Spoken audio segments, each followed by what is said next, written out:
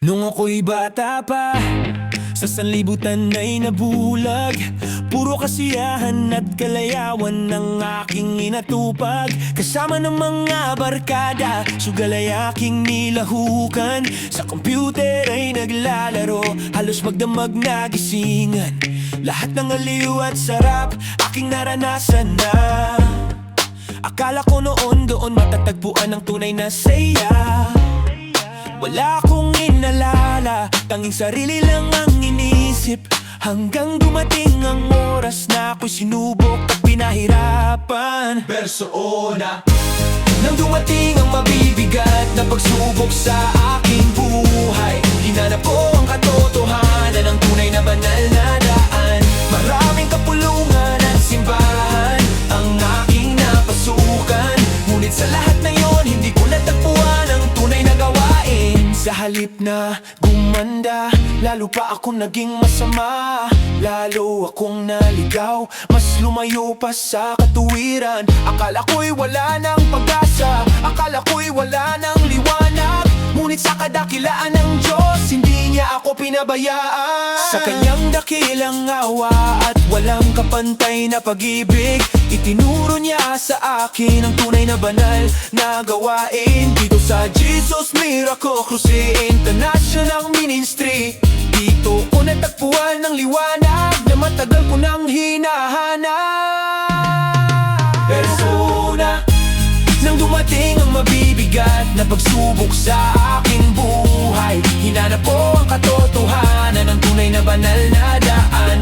Maraming kapulungan at simbahan ang aking napasukan, ngunit sa lahat na yon, hindi ko natagpuan ang tunay na gawain. Binago ng Diyos ang buhay ko at ng aking pamilya. Binigyan kami ng kapayapaan sa puso at isipan.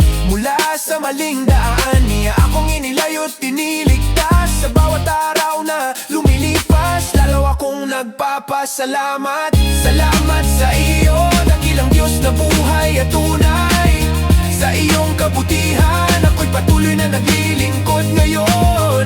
Hindi ko ito sasayangin, ang biyayang iyong ibinigay. Sa iyo lamang, Diyos ko, ang lahat ng kapurihan at papuri. Verso muna.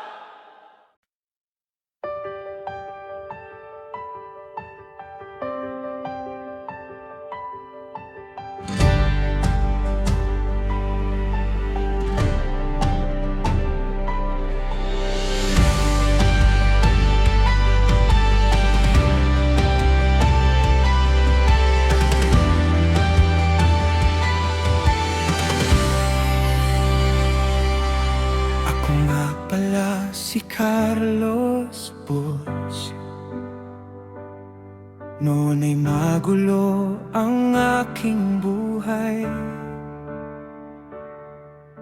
pero kinilalang kamay ng Diyos ang gumabay sa bawat araw ko. Sa kabutihan ng mahal na Panginoon, binuksan niya ang aking mata. Mula sa dilim, dinala niya ako sa liwanag ng kaniyang awa. Purihin ang Diyos, pinagpala niya ako. Purihin ang Diyos, purihin ang Diyos, binago niya ang lahat,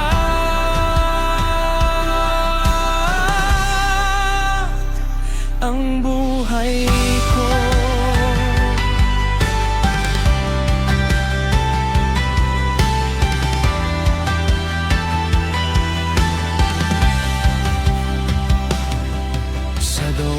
Ng ministeryo,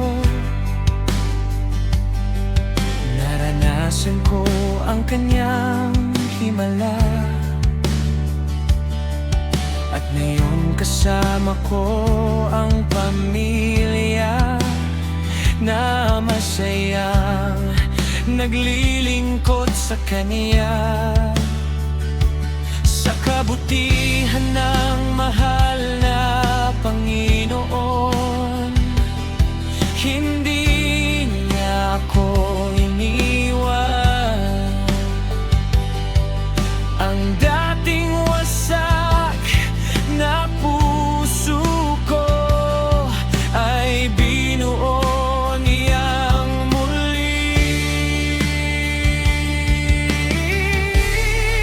Purihin ang Diyos, purihin ang Diyos, pinagpala niya ako. Purihin ang Diyos, purihin ang Diyos, binago niya ang lahat,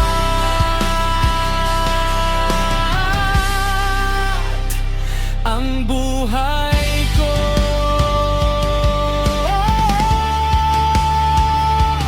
Kung may luha man sa nakaraan, may pag-asa sa Kanyang pangalan. Kung may sugat man ang alaala, kay Jesus may ganap na lunas. Purihin ang Diyos, purihin ang Diyos, pinagpala niya ako.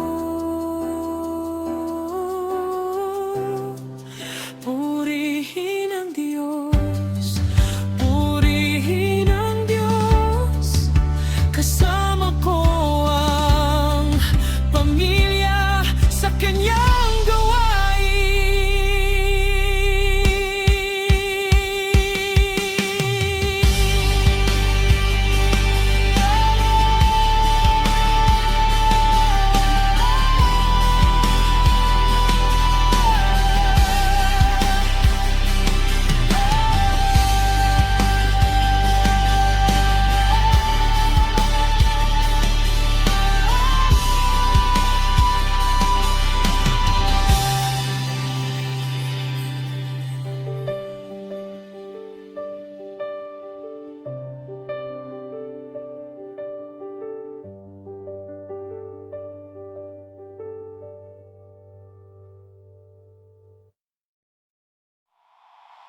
Ako'y si Carlos Bors, taga-Balatan, Camarines Sur. Nagsusumikap sa buhay, para sa pamilya'y nagtitiis at nagtuturo. Ang buhay ko'y inalay, sa Diyos na buhay ay naglilingkod. Sa Kanyang kabutihan ako'y laging umaasa at sumasampalataya. Noong taong 2000, tapat aking naranasan. Isang karamdaman na halos bawiin ang aking buhay. Wala na sanang pag-asa, halos lumisan na sa mundong ito. Ngunit sa biyaya niya, natagpuan ko ang tunay na banal na gawain. Dito sa Jesus Miracle Crusade International Ministry, dito ko natagpuan ang liwanag at tunay na pag-ibig niya. Nang simulan kong maglingkod, buhay ko'y Kanyang binago. Ang lahat ng sakit at lumbay sa kagalakan ay napalitan na. Salamat sa iyo, dakilang Diyos at lumikha. Kahit puno ng pagsubok, laging ikaw ang aking kasama. Tinuruan mo akong mamuhay ng may kabanalan at katapatan, maglingkod ng buong puso kahit mahirap man o malayo man. Mula Balatan hanggang Iriga, daan man ay mahaba at malayo. Patuloy ako nagtitiwala, hindi ako lilihis sa iyong daan. Alam kong mayroon kang magandang plano para sa akin. Ang lahat ng ito'y biyaya mo, sa iyo lang ang kapurihan.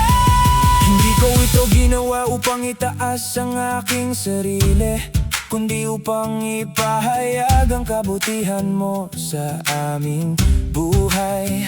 Sa bawat paglalakad, sa bawat hirap na aking dinadanas, ikaw ang lakas ko, ikaw ang sandigan na walang hanggan. Ang buhay na natitira, iaalay ko ng buong buo sa gawaing banal, maglilingkod hanggang sa huling hininga.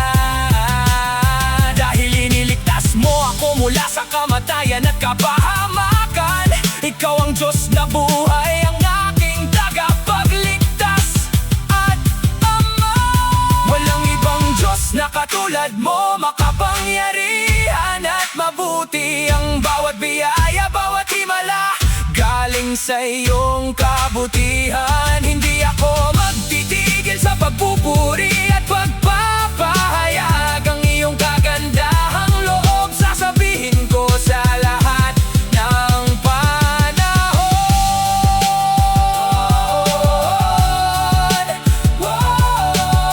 Wakas sa Diyos lamang, sa Diyos lamang ang lahat ng kapurihan, magpakailanman.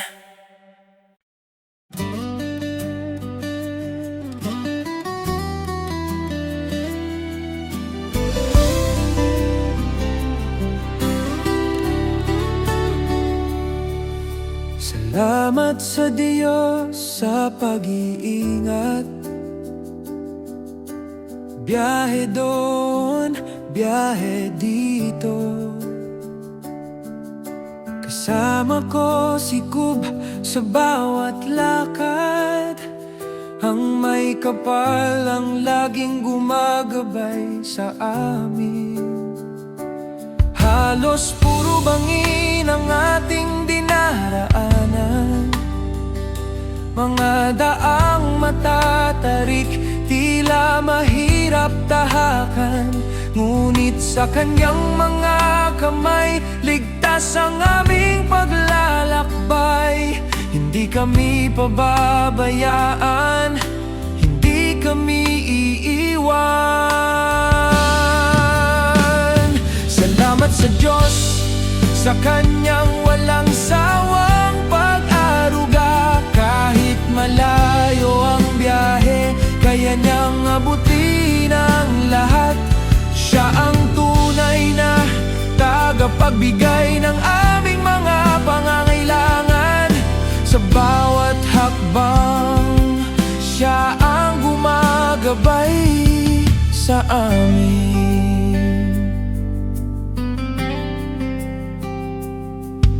Sa pagod na ang katawan sa biyahe, sa bawat pagsubok na ating naranasan, walang hinihinging kapalit, wagas ang kanyang pag-ibig. Siya ang lakas ng loob, siya ang nagdadala sa amin.